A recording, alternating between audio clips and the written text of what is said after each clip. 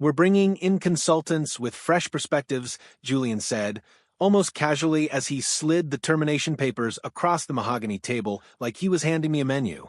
I didn't flinch, didn't speak, just stared at the clean edge of the paper for a beat too long. Your legacy systems are holding us back, he added. My name is Caleb Mercer. I'm 47 years old, and until 30 seconds ago, I was the senior systems architect at Iron Veil Technologies, a title I held for 18 years.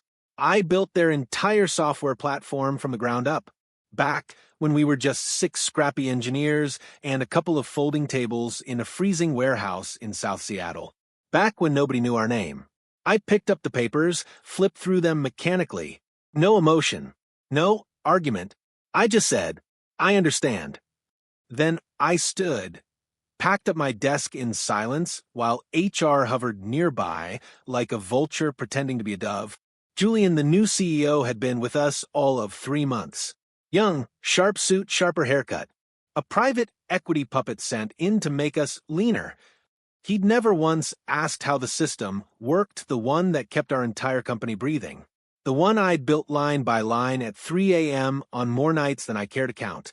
That morning, I'd watched him swagger into the office flanked by 2 smug consultants from a flashy firm in San Francisco. I saw it coming. A man knows when the executioner is sharpening the blade. 18 years. 18 years of missed birthdays, missed games, missed life. I once fixed a production crash while my son was rounding second base. He waved at me from the field. I was too busy tethered to a laptop in the bleachers. I didn't get a gold watch. I got 30 minutes to clear out. I took 15. As I walked out, I passed Donna from accounting, one of the few old guard left. Her face crumpled when she saw the box in my arms. Caleb, what's happening? I gave her a tired smile. Time for fresh perspectives, I said. Security escorted me out. Tyler, the kid manning the front desk, looked like he wanted to say something, but just muttered, I'm sorry, Mr. Mercer. His dad and I fished together on Saturdays. Good kid. Not his fault. I drove home in silence, windshield wipers swiping at the cold Seattle rain. No music. No podcasts. Just the hum of betrayal. Karen wasn't home yet. I placed the box on the kitchen counter and pulled out my coffee mug, some family photos, and a small external drive. Nothing that belonged to Iron Veil. Then I brewed a fresh pot of coffee, sat down at my personal laptop, opened the folder I'd named years ago, Iron Veil __. Inside, meticulous documentation, timestamps, copyrights, all predating my employment contract by 6 months.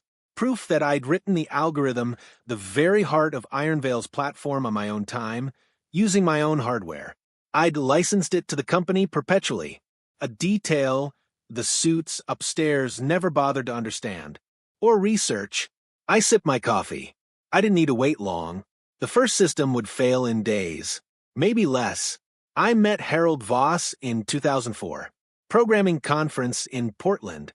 We were 2 strangers bonded by our hatred of broken inventory systems. Over beers and napkin sketches, I outlined a solution to their database bottleneck. Harold didn't hesitate. He hired me that night. We burned together for 5 years straight. 80-hour weeks, late nights, cold pizza, crashing servers, the kind of grind that makes or breaks you. I miss my daughter Olivia's first steps. Karen nearly walked out on me. Twice. You're married to that company, she'd say. She wasn't wrong. In 2011, when Harold had his heart attack, I stepped up. Not as CEO, I never wanted that circus, but as the rock, the spine, the quiet architect keeping everything afloat. When investors came sniffing, I gave them numbers. When competitors came poaching, I gave my engineers reasons to stay. I was the whisper behind the curtain, the system behind the system. Then Harold sold us in 2019, said he wanted time with his grandkids. I understood, but that was when the first crack formed. The new owners didn't care about the soul of Iron Veil. They cared about charts, growth metrics, valuation curves. Now, it's all fresh perspectives and streamlined operations. But I know one thing they don't. You can replace a man, but not the heart he built with his own 2 hands. Then the world changed. The pandemic struck like a thunderclap, grinding industries to a halt and turning certainties into chaos. Systems that once seemed invincible began to crumble, but not ours. While companies around us collapsed under the weight of uncertainty, our systems held firm. Hospitals leaned on us, desperate for stability in a time when nothing else made sense. Government agencies routed critical logistics through our platform. Supply chains, those invisible arteries of the modern world, kept moving because we made sure they could. We didn't flinch. I didn't sleep. For weeks, I worked 20-hour days, fingers numb at the keyboard, chasing bugs before they hatched, anticipating failures before they surfaced. It wasn't heroism. It was necessity. I did it because it had to be done. When the worst passed, the board called me into a video meeting. They gave me a plaque, brushed steel, engraved. There was a bonus too. 5 figures. Kind words. Smiles. Applause. Nice gestures, all of them. And yet, in the quiet afterwards, I felt empty, like someone had thanked the fireman for saving the house, then quietly replaced him with a new model once the flames were out. Last year, the company was acquired again. This time, it wasn't a tech merger or a strategic partnership, it was private equity. Suits and spreadsheets. Their first move was to install a new CEO, Julian Keene. Stanford MBA, glossy resume, sharp suits that whispered money. He shook hands, smiled at town halls, talked about synergy and vision. 2 weeks into his reign, he canceled our annual development retreat, called it an unnecessary expense. Never mind that the cost was less than his signing bonus. 3 weeks in, he began a reorganization of the engineering team, no heads-up, no discussion. Just a memo. He brought in his friends, strategy consultants with smug smiles and slide decks full of jargon. They hovered in meeting rooms, nodding wisely at things they didn't understand. A month ago, during a management meeting, Julian chuckled and called me old school, said it was time to rethink our approach from the ground up. Others laughed. I didn't. I saw what was coming. I'd seen it before, but I kept my head down. I kept the systems running. At home, Karen noticed the shift. She always does. One evening, as we were cleaning up after dinner, she looked at me and asked softly, "They're pushing you out, aren't they?" I didn't deny it, just shrugged. "What are you going to do?" I didn't have an answer. But that weekend, I quietly updated my records, verified my copyright registration, made sure my personal code repositories were backed up and documented. Not out of spite, just preparation. I believe in being prepared. There was one thing I never told them, never put in an email, never mentioned in a meeting. The core algorithm, the mathematical soul of everything Iron Veil ever sold, was never actually transferred to the company. I hadn't sold it. I'd licensed it. There's a difference. A big one. 3 days after they let me go, I was in the backyard repairing the fence. Simple work. Honest. My phone buzzed in my pocket. 5 missed calls from Iron Veil's main line. 2 from Julian's direct number. A voicemail. "Caleb, this is Julian. We're having some issues with the core systems. Need your expertise. Call me back ASAP." I slipped the phone back into my pocket and kept hammering. An hour later, more calls. Texts from former colleagues. The systems were falling apart. The consultants, Julian's golden boys, had poked around in the algorithm and broken something fundamental. Now, everything was unraveling. Clients were furious. Contracts were hanging by a thread. I finished the fence, took a long shower, and made dinner for Karen and the kids. We watched a movie together. I turned my phone off for the night. The next morning, an email from Julian arrived. Subject line, "Urgent consulting opportunity." He offered me $300 an hour to assist with transition issues. No mention of the insult. No mention of the way I was pushed out. I replied, politely, "Thank you, but I must decline." By noon, their legal team was in touch, stern language about intellectual property, employee obligations, breach of contract. I didn't respond, just forwarded it to my lawyer. An hour later, she called me, laughing. "They clearly never read your original contracts," she said. I smiled for the first time in days. He looked up from the contract, adjusted his glasses, and said the words I hadn't let myself believe until that moment. The algorithm's copyright is registered to you personally. The license you granted them explicitly forbids modification without your written consent. Legally, you're completely in the clear. For a few seconds, I just stared at him. The words echoed in my head, but their full weight took time to settle. Then it hit me, not like a slap, but a slow, tidal realization washing over 18 years of my life. 18 years. 18 years of dedication, of showing up before sunrise and staying long after the last light in the office went dark, of anniversaries missed, of birthdays celebrated over Zoom, of my daughter's piano recital that I promised I wouldn't miss, then watched later on video because of a last-minute system outage. And how had they thanked me? They discarded me like outdated hardware. No farewell gathering. No real gratitude. Just a quiet, clinical offboarding email and a legal disclaimer. I stood, walked slowly to my home office, and opened the bottom drawer of my desk. Buried beneath layers of old conference lanyards and prototype sketches was a business card I'd never quite forgotten. I'd kept it for nearly a year, maybe longer. Elaine Winters, CTO Meridian Systems. I could still hear her voice in my head from that conversation at the spring conference in Vancouver. If you ever want to make a change, she'd said, tucking the card into my hand with a smile that was both confident and kind, we'd build something special around you. At the time, I'd brushed it off. Loyalty had kept me tethered to Iron Veil. Or maybe it was inertia. Either way, I wasn't ready then. But now I was free. I didn't call her. Not yet. Instead, I got in the car and drove out to Lake Washington. I sat by the water's edge, watching boats cut silently across the surface, the sun low and golden on the horizon. For the first time in what felt like forever, my mind was quiet. No server load alerts, no deployment rollbacks. Just the rhythmic lapping of the water and the occasional call of birds overhead. Then the phone rang again. Julian. Caleb, he said, voice tight. We need to talk. The situation is critical.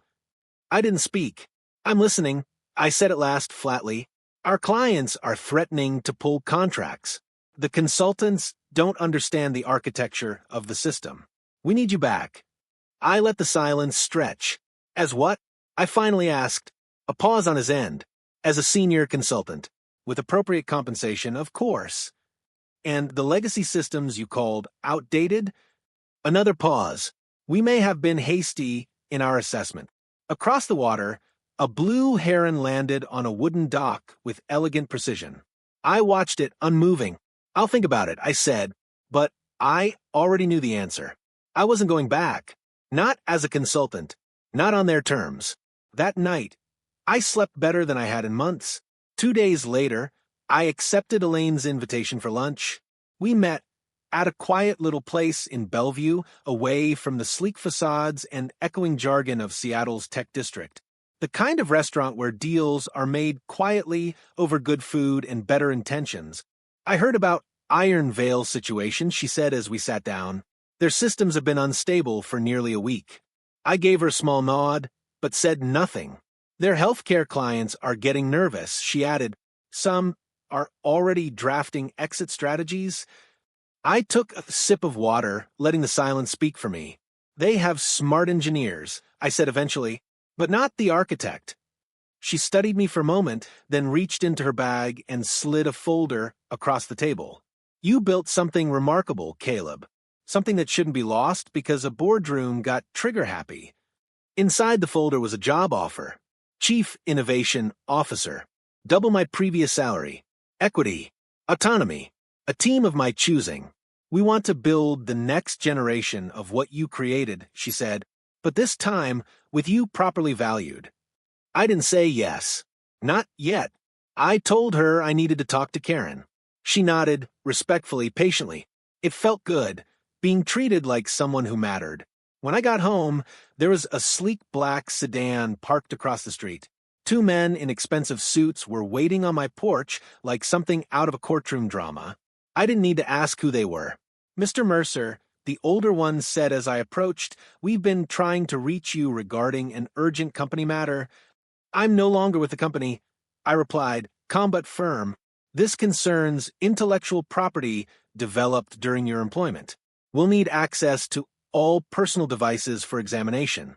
Standard procedure in situations like this. I almost laughed. I knew exactly what they were after. Any evidence that I had used Iron Veil's resources to develop the algorithm, anything to muddy the waters, challenge the copyright, break the contract. They were desperate. I didn't answer. Just opened the door, walked inside, and called my lawyer. She laughed when I told her. They're flailing, she said, and they clearly have no idea what you protected. And in that moment, standing in the soft light of my kitchen, I realized something I hadn't dared believe for almost 2 decades. They needed me, but I didn't need them. You'll need to speak with my attorney, I said, handing them his card. I have nothing else to discuss. That evening, Julian called again. Your lawyer is being difficult. He said, this could get messy, Caleb. Legal battles, public statements. None of us want that. What do you want, Julian? Come back. 6 months, full salary. Help the transition team understand the systems, and we'll part ways amicably. The company keeps all rights to the technology, and you get a clean break. The core algorithm was never Iron Veil's property. I said I licensed it to the company before I was even an employee. Silence then. That's absurd. Everything you developed was work for hire. Check the original licensing agreement from 2004. It's still binding. That documentation doesn't exist. We've been through everything. Harold kept a copy. I kept a copy. The Copyright Office has a copy. More silence. We'll need to verify that claim, he finally said, voice tight. Take your time. The next day, they locked out all my former team members' access while the consultants attempted a system rebuild. By evening, 3 client servers had crashed completely. Karen found me in the garage, methodically organizing tools I hadn't touched in years. They're imploding, aren't they? She asked. I nodded. Does that make you happy? I put down the wrench I was holding. No, good people work there. They don't deserve this. Neither did you, she said softly. The following morning, Iron Veil's stock dropped 20% when news broke about critical system failures. My former team members started texting, what did you do? Did you sabotage something before leaving? I responded to each one the same way. I did nothing. They modified a license component without permission. By afternoon, Julian had gone from threats to bargaining, offering me a substantial consulting contract and public apology. I didn't respond. That evening, one of the consultants found the licensing agreement in Harold's archived files. Within an hour, Iron Veil's legal team contacted my attorney with a completely different tone. The trap they'd set had collapsed around them instead. A week after my termination, I met Harold for lunch. He'd been retired for 3 years, but still kept tabs on the company he'd founded. They really stepped in it, he said, shaking his head. Trying to rebuild your algorithm from scratch? Idiots. We were sitting at his favorite diner in Tacoma, away from anyone who might recognize us. Did you know this would happen? I asked. Harold stirred his coffee. I knew. They didn't understand what they bought. These private equity guys never do. They see numbers, not architecture. He pulled out a worn folder from his briefcase and slid it across the table. Remember this? Inside was our original partnership agreement from 2004. Not the company employment contract, the personal agreement between Harold and me. It stated clearly that the algorithm remained my intellectual property, with Iron Veil receiving an exclusive perpetual license contingent on my continued employment or mutual separation agreement. You protected me back then, I said. Harold nodded. You were taking a risk joining a startup. I wanted you to keep ownership of your creation if things went south. Did you tell the new owners?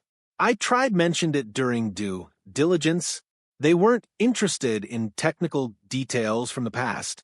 He made air quotes with his fingers, just wanted the assets and client list. That's when the full picture came into focus. Julian hadn't just fired me on a whim. The private equity firm was planning to strip Iron Veil for parts, sell off the client relationships and proprietary technology separately for Maximum profit. They needed me gone because I was the only one who truly understood how everything connected. My termination wasn't about fresh perspectives. It was about making their asset stripping easier. There's more, Harold said quietly. Before I left, I put a clause in the sale agreement. If the core technology becomes non-functional for more than 10 consecutive days, I have the right to buy back the company at a predetermined price. I stared at him. Why would they agree to that? They didn't read the fine print, too focused on closing the deal. He smiled. Also, I told them it protected their investment if the technology failed. So, you can buy it back. We can buy it back. He corrected. I've got some money set aside, and a few of the original investors are interested, but we'd need you. The pieces were shifting in my mind. Not revenge, exactly. Something more precise, a correction. That evening, I received an email from an anonymous account. Inside was evidence that Julian and the consultants had been planning to sell our healthcare division to a competitor, a move that would have violated client confidentiality agreements and potentially exposed patient data. One of my former team members was clearly feeding me information. I forwarded it to my lawyer. The next day, 3 major clients announced they were suspending their contracts with Iron Veil due to reliability concerns. Their combined business represented 40% of the company's annual revenue. By the weekend, the board called an emergency meeting. Julian was placed on administrative leave. On day 9 of the system failures, Iron Veil's general counsel reached out with a settlement offer, a 7F-figure payment in exchange for immediate license reinstatement. I didn't respond. That night, Karen and I sat on our back deck, watching the sunset. Harold wants to buy the company back. I told her, with you? With me. She took my hand. Do you want that? I thought about my 18 years, the code, the late nights, the missed family moments. Not sure yet, I said honestly. Tomorrow would be day 10. Day 10 arrived with Iron Veil systems still offline. Financial analysts were predicting bankruptcy if the situation continued.